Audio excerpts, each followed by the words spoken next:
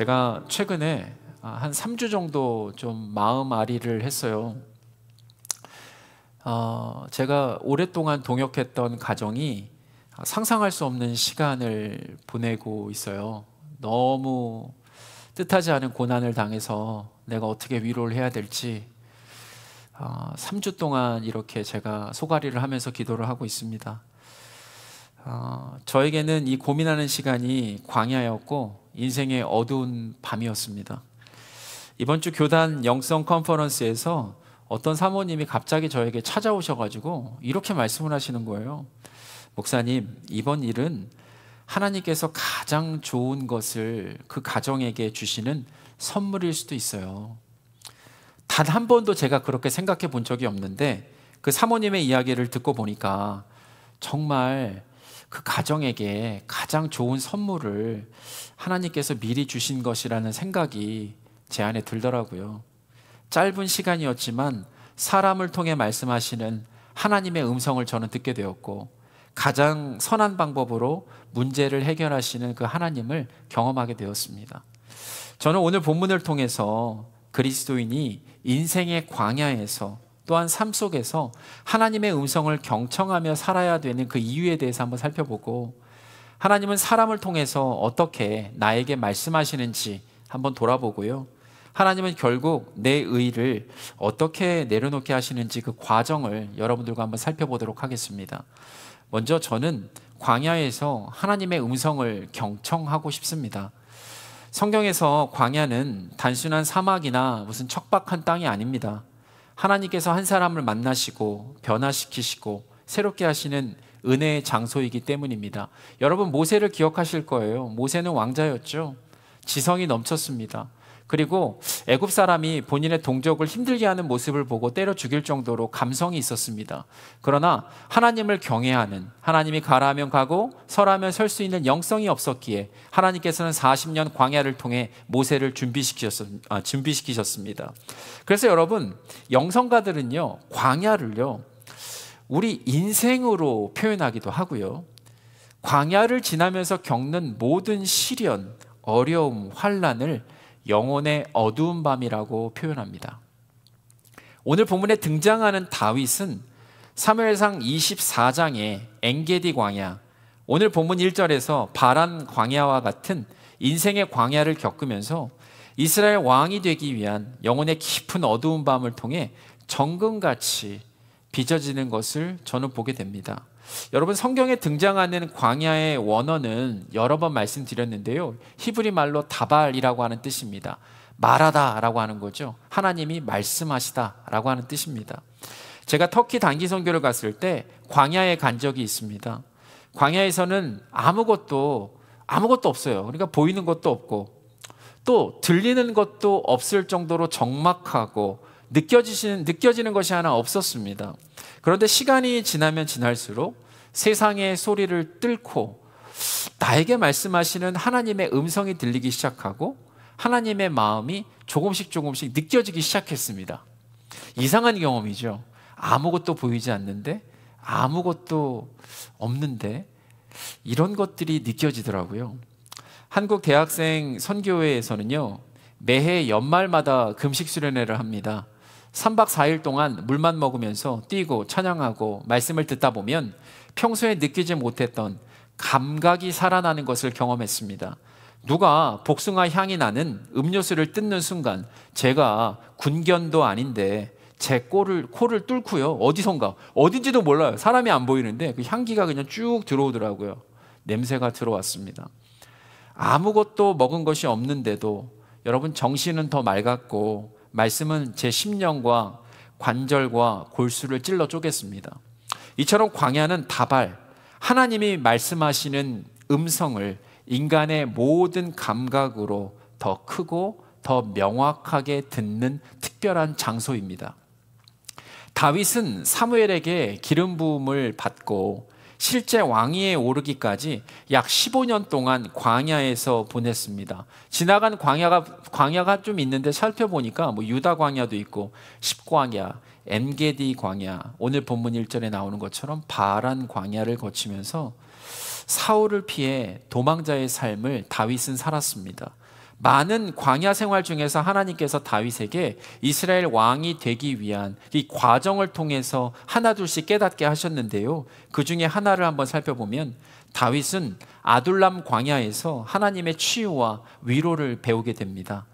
다윗이 사울을 피해 아둘람 굴로 도망을 갔을 때 다윗은 상처받은 많은 사람들과 함께하게 됩니다. 그 내용이 사무엘상 22장 1절 2절에 등장하게 됩니다.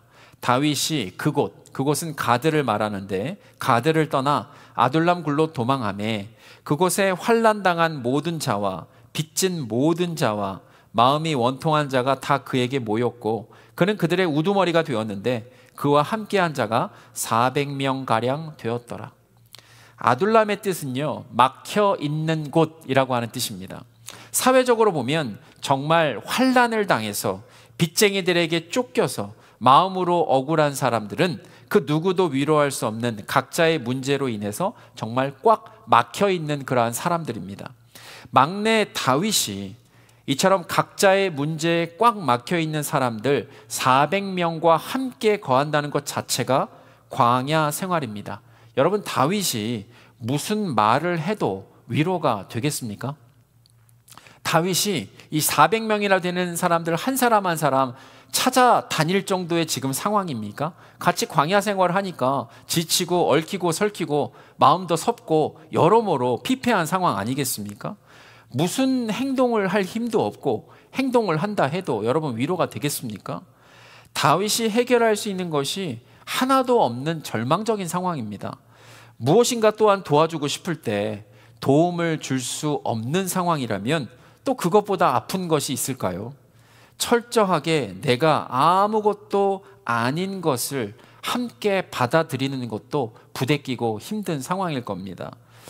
다윗은요, 집안에서요, 남자 8에 누이 2명에서 10남매 중에 막내였어요.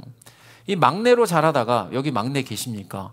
막내로 자라다가 난데없이 상처 덩어리에 갇혀있는 사람들을 만나면 도망가고 싶습니다.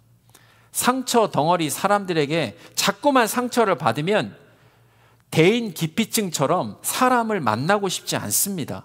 어찌 보면 다윗도 사울의 암살 위협을 피해 다니는 도망자 신세인데 누구를 이해하고 누구를 품어줄 마음의 여유가 얼마나 있었겠습니까? 그런데 하나님은 사명자였던 다윗의 마음을 광야에서 하나님의 방법으로 넓혀주십니다. 어쩔 수가 없어요. 이스라엘 왕으로 사명을 감당하기 위해서는요, 여러분 그거 아시죠? 예전에 저희 아버지, 할머니, 할아버지 세대 때 철 밥통이 있었나 봐요. 철 밥통은 똑같은데 거기다 돌을 넣고 막 굴리면 이게 좀 늘어났다고 하네요. 나는 영양이 안 되는데, 깜냥이 안 되는데 이스라엘 왕으로 이런 것들을 사명을 감당하기 위해서는 하나님의 방법으로 넓혀주셔야만 했던 것 같습니다. 다윗은 하나님의 마음으로요, 양 한 마리를 사랑하고 돌봤던 사람입니다. 양 한 마리가 늑대나 곰에게 물려가도요, 끝까지 따라가서 그 입을 찢어서 그 새끼 양을 가지고 찾아왔던 그런 목자입니다.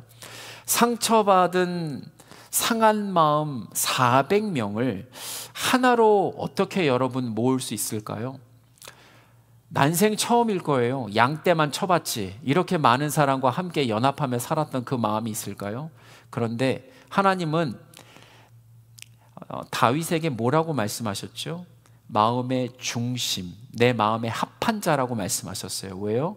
한 사람을 중하게 생각하는 그 귀한 마음이 다윗에게 있어서 내가 이스라엘 왕으로 삼았다라고 말씀하십니다. 한 영혼을 천하보다 귀하고 한 사람을 진정으로 사랑하는 그 마음으로 아마도 다윗은 성실하게 섬겼을 것입니다. 때로는 내가 할 수 없는 일이 있다면 하나님께 부르짖지 않았겠습니까? 시편, 13편, 40편 다 보게 되면 절망 속에서도 하나님 앞에 탄원하고 내가 맡은 사명을 성실하게 감당하려고 했던 다윗의 부르짖음, 그 기도와 간구가 그대로 나와 있어요. 이처럼 사랑과 기도는 세상에서 해결할 수 없었던 모든 문제를 예수 그리스도께서 십자가에서 해결하셨던 것처럼 하나님께서는 다윗을 통해 광야라고 하는 환난을 당하게 하시고 채무에 쫓기고 억울한 사람들을 치유하고 위로하십니다. 사랑하는 성도 여러분, 마음 아파본 사람은 마음 아픈 사람이 보이고 그 사람의 상한 마음이 느껴지고 고통의 소리가 들립니다. 어려움을 당했던 사람은 어려움을 당하는 사람이 보이고 그 상한 마음이 느껴지고 그 사람의 고통의 소리가 들립니다. 경제적인 어려움을 경험한 사람은 경제적으로 어려운 사람이 눈에 보이고 그 사람의 상한 마음이 느껴지고 그 사람의 고통의 소리가 들립니다. 출애굽기 3장 7절 10절을 보니까 하나님도 당신의 백성이 애굽에 있을 때 당하는 고통을 보셨고 근심을 아셨고 고통의 소리를 들으셨습니다. 그리고 이스라엘 자손을 애굽에서 인도하여 내셨습니다. 마태복음 9장 36절에 보니까 예수님도 당신의 백성이 고생하고 기진하는 것을 보셨고 그 고통을 아셨고 상한 마음의 소리를 들으셨습니다. 그래서 임마누엘로 이 땅에 오셔서 십자가의 은혜로 구원하셨습니다. 로마서 8장 26절에 보니까 성령님도 당신의 백성이 연약함으로 당하는 고난을 보시고 마땅히 기도할 것을 구하지 못하는 것을 아시고 가슴 아파하는 소리를 들으십니다. 그래서 지금도 우리를 위해서 말할 수 없는 탄식으로 기도하고 계십니다. 그렇다면 우리가 보고 알고 듣는 모든 것은 우리 마음속에 살아계신 삼위일체 하나님께서 저와 여러분들에게 보고 알고 듣게 하시는 것입니다. 이러한 모든 과정은 우리가 보고 알고 들은 대로 우리를 통해 치유하고 위로하시려고 하는 하나님의 방법입니다. 여러분, 이러한 모든 과정에서 우리는 인생이 꽉 막힌 사람들을 치유하고 위로하시려는 하나님의 음성을 여러분 우리는 들어야 됩니다. 다윗도요, 이스라엘 왕이 되기 위해서 꽉 막힌 것들, 반드시 뚫어야 될 부분들을 하나님께서 아시고 정말 다윗의 연약함을 아버지 하나님께서 채워주시기에 광야를 허락하셨다면 저는요, 여러분들과 함께 요걸 한번 생각해 보고 싶어요. 그렇다면 두 번째로 저는요, 사람을 통해 하나님께서 이 꽉 막힌 것을 뚫어줄 수 있는 역사를 또한 우리에게 하시는데, 그러므로 저는 두 번째로 삶 속에서 하나님의 음성을 경청하고 싶습니다. 이 땅에서 광야의 여정을 걷다 보면 영혼의 어두운 밤을 승리할 수 있도록 도와주는 사람들이 있습니다. 목회자들은요, 성도들이 에베소서 4장 15절처럼 범사에 그리스도에게까지 자랄 수 있도록 도와주고 광야에서 하나님의 뜻을 분별하고 예수 그리스도의 열매를 맺으며 성령의 인도함을 받아 살아갈 수 있는 그런 돕는 역할을 감당하도록 목회자를 저와 여러분들에게 허락해 주셨습니다. 또한 동역자들은요, 교회 공동체에서 그리스도의 몸으로 서로의 연약함을 인정하고 서로를 세워주고 존중하고 배려하고 기도하면서 그리스도의 장성한 분량까지 함께 성장할 수 있도록 서로가 하나 되어 광야의 여정을 함께 하고 있습니다. 여러분, 어떻게 하면 우리가 이러한 과정 가운데 여러분 가장 많이 배우거나 가장 많이 성장할 수 있을까요? 히브리어에서요, 배우다, 가르치다라고 하는 것은 같은 뜻의 단어예요. 여러분이 누군가 말을 할 때 어떤 사람이 말을 하면 여러분은 들으시죠. 반대로 듣던 사람이 말을 하면 이제는 반대로 그 말을 듣는 사람이 배우게 됩니다. 이처럼 가르치다, 배우다는 같은 단어입니다. 그러므로 경청의 뜻은 마음을 기울이는 경자랑 들어주다라고 하는 청자가 합쳐진 거예요. 마음을 기울이고 들어줄 때 우리는 배우고 변하고 깨달을 수가 있습니다. 예수님이 사마리아 우물가에서 그 어떠한 곳에도 채울 수 없었던 인생의 갈증이 있던 여인에게 마음을 기울이고 들어주셨습니다. 그 어떤 누구도 이 여인에게 마음을 기울이거나 들어주지 않았지만 예수님은 그 상한 마음, 귀를 기울이고 들어주셨습니다. 이처럼 내 이야기를 마음으로 들어주는 사람에게 우리는 신뢰가 생기게 되고 믿음이 가게 됩니다. 경청하고 공감할 때 마음의 빗장이 풀리고 가장 중요한 것을 붙잡을 수 있는 마음이 준비되고 새로운 전환점이 생기는 계기가 됩니다. 그렇다면 여러분은요, 바보 온달이 되실 준비가 되셨습니까? 여러분, 바보 온달이 장군이 될 수 있었던 것은 평강공주의 말을 경청했기 때문입니다. 어린아이부터 노인에 이르기까지 그 어떠한 말이라도 마음을 기울이고 들을 때 우리는 배우고 깨닫고 변화될 수 있습니다. 오늘 본문에 등장하는 다윗은 평강공주 역할을 했던 아비가일의 말을 경청했기 때문에 광야의 여정에서 겪었던 영혼의 어두운 밤에서 승리할 수가 있었습니다. 그러므로 첫 번째로 살펴볼 것은요, 하나님은 사람을 통해서도 말씀하십니다. 하나님은 구약시대에는 선지자나 사사나 지도자를 통해서 말씀하셨습니다. 히브리서 기자가 히브리서 1장 1절에서 이렇게 표현하고 있습니다. 하나님은 옛적에 선지자들을 통하여 여러 부분과 여러 모양으로 우리 조상들에게 말씀하셨다라고 증거를 합니다. 또한 하나님께서는 사사를 세우시고 그 사사들에게 하나님의 뜻을 전하도록 그렇게 하셨습니다. 또한 하나님께서는 사무엘과 같은 지도자들, 모세와 같은 지도자들을 세우셔서 말씀하셨습니다. 신약시대에는 사도들, 또한 예언의 은사가 있는 사람들, 성도의 권면을 통해서도 하나님은 말씀하셨습니다. 이처럼 하나님은 직접 말씀하시기도 하시고 사람을 통해서도 말씀을 하십니다. 이번 주 월요일부터 목요일까지 CNMA 한인총회 영성사역원에서 주관하는 영성 컨퍼런스가 덴버에서 있었습니다. 미국 전역에서 목회자들과 사모님들이 오셔서 이야기를 나눌 수 있는 시간이 좀 많았습니다. 어떤 분이요, 하나님은요 교회를 닫을 수밖에 없었던 어떤 목사님 부부를 통해서 온 가족이 얼마나 교회를 사랑하고 헌신했는지를 저에게 말씀하셨습니다. 이분들은요 정말 어쩔 수 없는 상황 속에서 교회를 닫기로 성도들과 함께 이렇게 결정을 하게 되고, 교회를 닫기 전 마지막으로 예배를 함께 드렸다고 합니다. 그때 이 목회자 가정에 따님이 대성통곡을 하면서 울었다라고 이야기를 하더라고요. 저는 목회자로서 이 따님이 흘리는 눈물의 의미가 어떤 건지를 저는 들었습니다. 어떤 마음으로 그동안 이 가정이 최선을 다해서 성도가 많고 적은 걸 떠나 최선을 다해 살아왔는지 저는 그 음성을, 이 이야기를 들으면서 듣게 되었습니다. 또한 교회를 닫은 후에 목회자로서 느끼는 상실감, 실패감, 좌절감, 아쉬움으로 흘리는 목사님의 눈물의 의미가 무엇인지 저는 들렸습니다. 얼마나 한 사람 한 사람을 진심으로 사랑하셨는지, 정말 하나님의 음성이 저에게 들렸습니다. 이렇게 공동체라는 이름으로 모여서 함께 이야기를 나눌 때 하나님은 우리 모두에게 신실하게 말씀하십니다.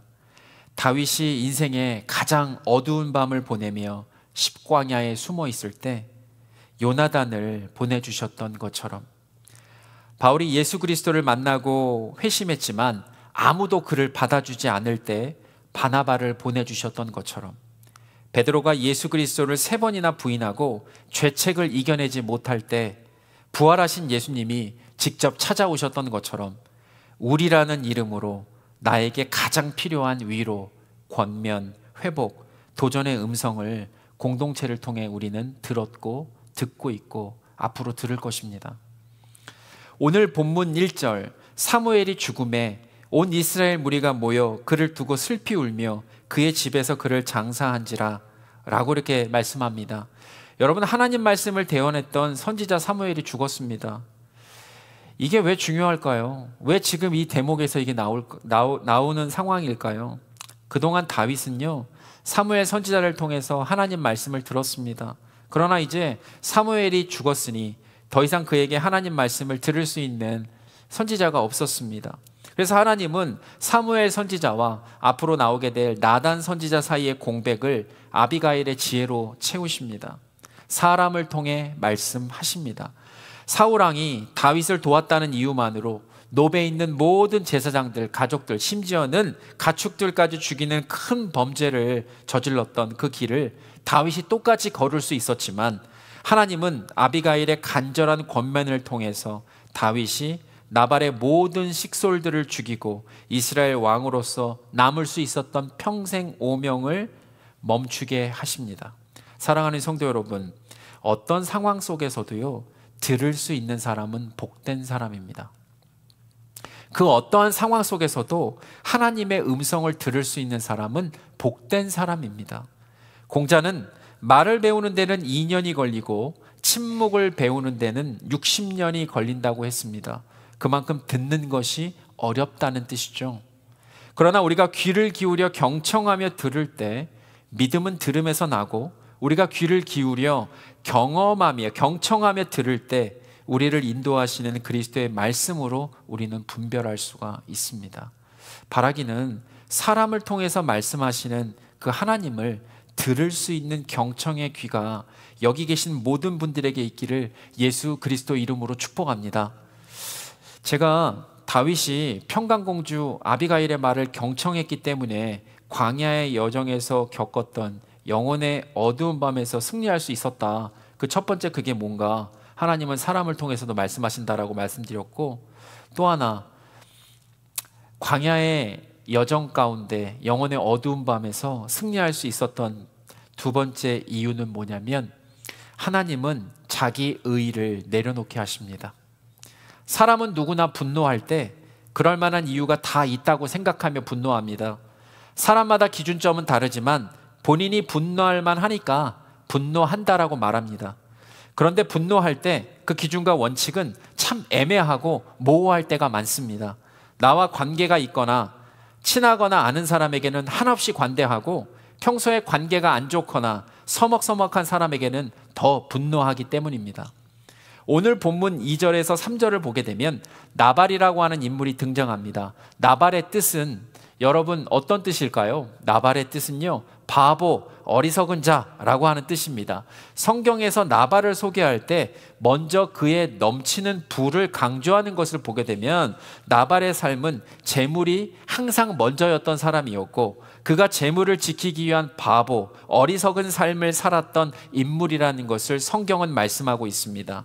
게다가 이 정도의 부를 누릴 수 있는 사람이라면 한 지파의 우두머리 정도는 되어야 했던 것을 감안해서 생각해 보면, 나발은 이스라엘 역사에서 믿음과 용맹의 상징이었던 선조 갈렙의 명성에 걸맞지 않는 삶을 살았던 갈렙 족속의 수치였던 것으로 보입니다. 갈렙 족속의 수장으로 물질에 사로잡힌 나발은 3절을 보게 되면 완고하고 행실이 악한이라고 나와 있습니다. 악한은 영어로 mean이라고 나와 있어요. mean. 야, 정말 누가 봐도 전형적인 졸부가 나발이었다라고 말씀하고 있어요. 2절에 보시면 심히 부자였지만 3절 완고하고 행실이 악했던 졸부 나발이 다윗에게 내 양떼를 보살펴 달라라고 말을 여러분 했겠습니까? 아마도 재물에 눈이 멀었던 사람이었기 때문에 자기 양떼 보호비로 나가는 비용도 아까워서 아마도 다윗에게 양떼를 부탁하지 않았을 확률이 더 높습니다. 반대로 다윗의 입장을 보게 되면 광야에서 600명이라 되는 이 400명, 아둘람에 있을 때 400명인데 200명이 늘었어요. 그래서 600명이나 되는 군사들을 먹이기 위해서는 어떻게 해서라도 삶을 살아내야 됐기 때문에 나발의 의사와 상관없이 광야에서 나발의 양떼를 지켜줬던 것으로 보입니다. 광야는 언제든지 도둑대나 사나운 짐승들이 자주 출몰하기 때문에 약탈이나 공격으로부터 혹시나 양떼를 지켜주게 된다면 살해를 받지 않을 수 있을까라고 하는 그런 기대감도 있었던 것 같아요. 그래서 다윗은요, 자신의 병사들이 보살펴 준 것에 대한 대가를 요구하는 것은 정당하다라고 혼자 생각했습니다. 성경은 사람이 스스로 옳다고 여기는 것, 자신의 행위, 자신의 공로를 근거로 의롭다고 여기는 태도를 자기의라고 말씀합니다. 보통 교회를 오랫동안 섬기거나 터줏대감처럼 스스로 생각하는 사람들에게는 자기의는 강합니다.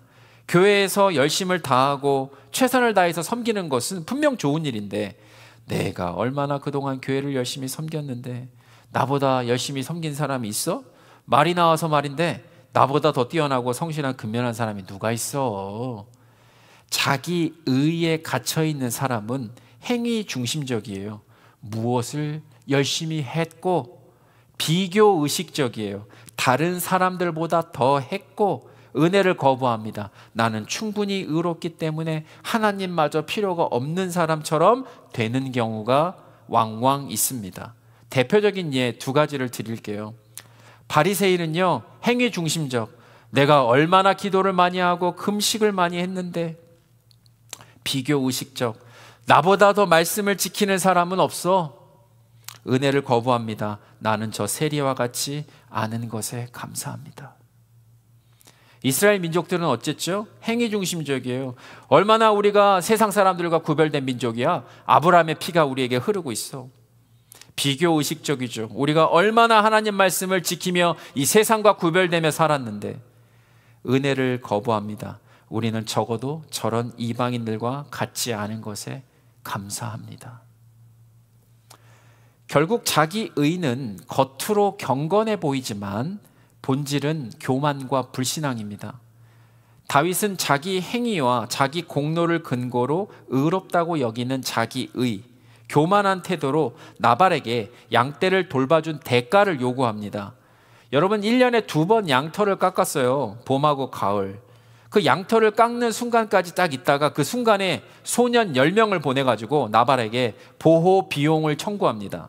5절에서 8절을 읽어보면 겉으로는 너는 평강하라, 내 집도 평강하라, 내 소유의 모든 것도 평강하라 말하지만 사실 내용은 협박에 가깝습니다. 너희 집안에 평화가 없어질 수도 있어. 한 번에 콱 그냥 알아서 좀 챙겨줘. 이거예요 지금.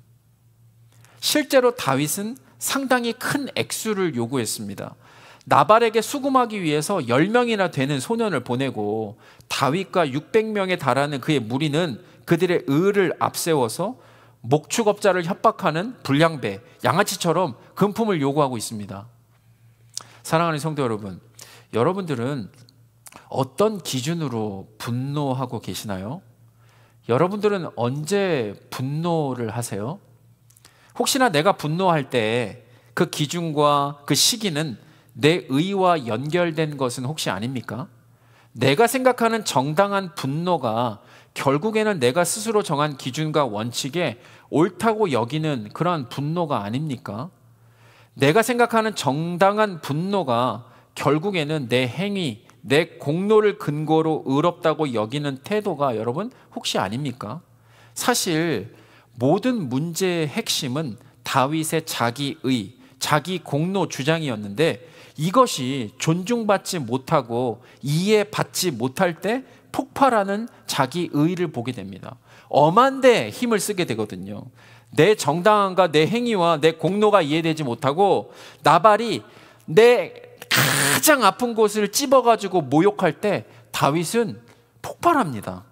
10절 다윗은 누구며 이새의 아들은 누구냐? 요즘에 각기 주인에게 억지로 떠나는 족이 많다고 하던데 내가 어찌 내 떡과 물과 내 양털 깎는 자를 위하여 잡은 고기를 가져다가 어디서 왔는지 알지 못하는 그러한 자들에게 내가 주겠냐, 이렇게 얘기를 해요.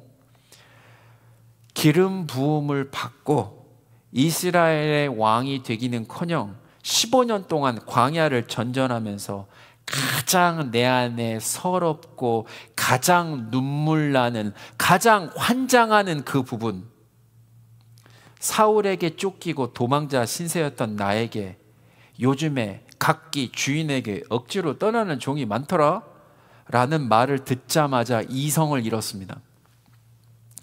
바로 앞 24장에 보게 되면 탁월한 영성으로 하나님께서 기름 부어 세운 사울을 죽이지 나는 결코 하나님께서 기름 부은 사울을 죽이지 않겠다 라고 고백했던 다윗이 내 정당함과 내 행위와 내 공로가 이해되지 못하고 가장 아픈 부분을 건드릴 때 폭발하는 자기 의를 보게 됩니다. 사랑하는 성도 여러분, 어찌 보면요 우리도 다윗처럼 하나님과 가장 가까워졌다라고 느끼는 바로 그 순간, 하나님을 먼저 생각하면서 하나님이 기름 부어 세운 사람을 죽이지 않겠노라고 고백했던 바로 그 순간 우리는 서 있다가도 넘어질 수 있는 연약한 사람들입니다. 늘 몸과 마음과 영혼을 예수 그리스도로 채우지 않으면 빈틈을 노리는 사단의 공격에 넘어지기 쉬운 사람들입니다. 이처럼 성화되지 않은 예수님 닮지 못한 삶의 연약함은 언제든지 시간과 장소를 가리지 않고 삶의 모든 영역에서 드러납니다. 그런 의미에서 바보 온달 같은 우리에게 평강공주 역할을 할 수 있는 아비가일이 필요합니다. 다윗이 이성을 잃고 흥분해서 몇 번이나 21절 22절에서 선을 악으로 갚는 나발의 집안을 몰살시키겠다라고 맹세하며 길을 재촉하면서 걸어올 때 아비가일은 다윗에게 가장 중요한 하나님을 기억하게 합니다. 여러분, 아비가일의 뜻은 뭐냐면요, 하나님의 기쁨이라고 하는 뜻이에요. 다윗에게 얘기합니다. 정말 하나님의 기쁨이 돼야 된다고, 지금 이러한 모든 것들이 하나님께 기쁨이 될 수 있는 상황이 아니라는 것을 아비가일이 이야기를 해줍니다. 무엇이 하나님의 기쁨을 위한 행동인지 정확하게 판단할 수 있도록, 분별할 수 있도록 다윗에게 이야기를 합니다. 28절을 메시지 성경으로 읽어드릴게요. 하나님께서는 내 주인님 안에서 일하시고 견고하고 확실한 통치를 세우고 계십니다. 내 주인님은 하나님의 싸움을 싸우고 계십니다. 아비가일은 이런 거예요. 다윗에게 그의 사명과 위치를 일깨워줬습니다. 다윗은 하나님께서 세우신 지도자인데 하나님의 싸움을 싸워야 할 사람이지 이렇게 칼을 들고 복수하는 것이 사명이 아니라라고 이야기를 해주고 있어요. 이러시면 안 됩니다. 이건 하나님의 기쁨이 아닙니다. 29절 메시지 성경으로 읽어드리겠습니다. 다윗이여, 당신의 임무는 복수가 아닙니다. 복수는 하나님의 권리이며 당신은 하나님이 아닙니다. 이곳 광야에서 당신은 하나님이 하시는 일이 무엇인지, 하나님 앞에서 당신이 누구인지를 알아내려고 힘써야 합니다. 광야는 당신이 얼마나 강하고 굴하지 않는지 알아보려고 시험하는 장소가 아닙니다. 광야는 당신의 삶 안에서, 그리고 삶을 통하여 일하시는 하나님의 신실하신 방법과 그분의 힘을 발견하는 현장입니다. 나발은 어리석은 사람입니다. 그렇지만 당신은 어리석은 사람이 되지 마십시오. 이 이야기에서 어리석은 사람은 한 명으로 충분합니다. 사명을 감당하기 위해서 광야에서 하나님의 뜻을 분별하고 앞으로 나에게 맡겨주신 사명을 준비하는 이곳에서 왜 소잡는 칼로 닭을 잡으려고 하냐? 이건 절대 아니다라고 이야기를 하는 거잖아요. 이건 하나님을 절대로 기쁘시게 하는 것이 아닙니다 라고 충언을 합니다. 사랑하는 성도 여러분, 언제든지 누구든지 나에게 어떠한 말씀이 떨어지던 간에 내가 그 말씀을 풍성하게 열매 맺을 수 있는 마음을 준비해야 돼요. 어떤 사람은 얼굴을 가꾸고 몸매를 가꾸고 한다는데 제일 중요한 것은 마음의 정원을 가꾸는 것입니다. 씨앗은 잘못이 없어요. 하나님의 말씀은 잘못이 없어요. 하지만 그 씨앗이 떨어졌을 때 열매를 맺는 마음밭은 책임이 있습니다. 그러므로 우리가 가꿔야 될 것은 마음밭입니다. 언제든지 누구든지 나에게 말씀하시는 하나님의 음성을 분별할 수 있는 이 영성, 마음밭을 여러분 관리하셔야 됩니다. 언제든지 누구든지 내 정당함과 내 행위와 내 공로가 이해되지 못하고 가장 아픈 부분을 꼭 집어서 건드릴 때 폭발하는 자기 의의를 여러분 관리해야만 합니다. 이게 공동체를 얼마나 힘들게 만들고 시험 들게 만들고 어렵게 만드는지 여러분 잘 알지 않으십니까? 하나님 마음에 합했던 다윗, 골리앗과 싸울 때요, 어떻게 나갔죠? 하나님을 신뢰하면서 야, 너는 칼과 단창으로 나오냐? 나는 여호와 하나님의 이름으로 나간다 라고 외치면서 나갔던 사람이에요. 근데 다윗이 소위 말하는 뚜껑이 열리니까 600명 중에 400명에게 칼을 차래요. 칼 차고 오늘 그냥 싹 다 쓸어버리자, 응? 이러고 가는 거예요. 복수심에 불타서 발걸음을 재촉하는 바로 그 모습이 우리가 성화되지 않은 모습, 우리가 예수 닮지 못한 모습입니다. 우리 마음은 단 하루라도 말씀의 물을 부어주지 않으면 가물어 메마른 땅이 됩니다. 우리의 영혼은 단 하루라도 기도의 물을 부어주지 않으면 영혼의 눈물이 메마른 땅이 됩니다. 우리 영혼은 단 하루라도 찬양의 물을 부어주지 않으면 내면의 감동이 메마른 땅이 됩니다. 다윗은 아비가일의 말이 하나님의 말씀임을 즉각적으로 분별할 수 있도록 말씀의 물과 기도의 물과 찬양의 물을 광야에서 끊임없이 자신의 심령에 공급했습니다. 여러분, 광야에서 지은 다윗의 시편을 보면 하나님을 신실하게 의지했습니다. 하나님을 인정했습니다. 하나님을 찬양했습니다. 하나님을 찾았습니다. 그리고 하나님의 하나님 되심을 인정하며 경배하며 나왔습니다. 이것이 다윗의 마음을 어떻게 해요?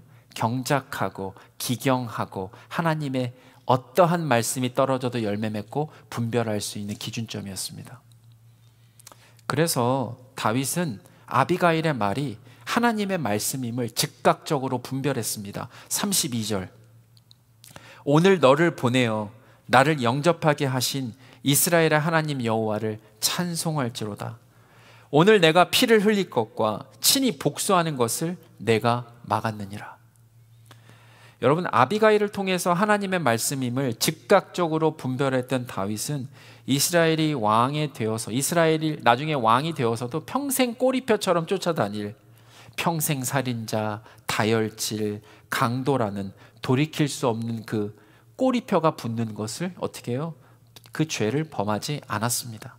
다윗은 자칫하면 폭도로 변해서 한 가문, 갈렙 가문을 멸절할 수도 있었지만 아비가일을 통해서 다윗을 향한 하나님의 계획, 그리고 하나님께서 주신 사명을 확인하면서 큰 죄를 지을 수 있는 위기를 모면합니다.